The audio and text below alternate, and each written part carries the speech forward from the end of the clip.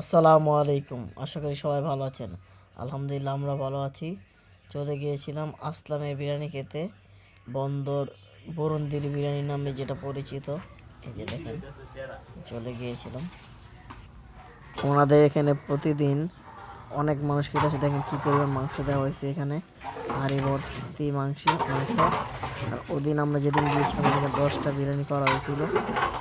আর এই দেখেন কতগুলো ডেক এখনো রান্নার দেখা বাকি। তাই কাকার মুখেই শুনুন কাকা কি বলে। কাকাকে জিজ্ঞেস করছিলাম, হ্যাঁ কাকা কত বছর এটা করতেছে?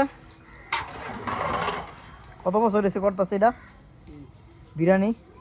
আসলাম বিরিয়ানি কত বছর হইব? 20 বছর। আছে কয় ডেক করতেছে? ও, আজকে কয় ডেক করতেছেন? 10টা। শুরু হয়ে গেছে গা? হ্যাঁ।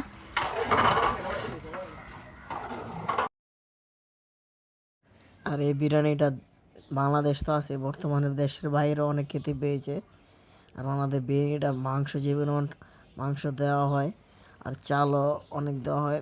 একজন মানে 200 টাকাটা নিলে মোটামুটি একজন খেতে পারবে। এই দেখেন কত বড় নল্লি দিয়ে বিরিয়ানি। যদি হাড়ির ভিতরে নল্লি থাকে, আপনি যদি চান সাথে সাথে ওনারা দিয়ে দেবে। আর বিরিয়ানিটা বেশ মজা এবং জর্জরা ছিল দেখেন, আর বেশ সুস্বাদু।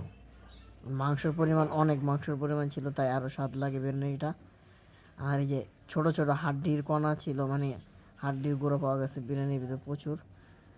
কারণ ওনারা প্রতিদিন একটা করে গরু জব করে এই বিরিয়ানির জন্য।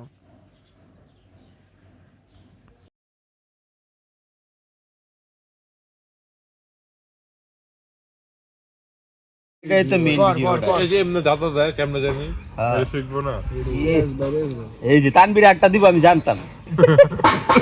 খা খা আগে কয়ে দিস কইলে কি খাইব না।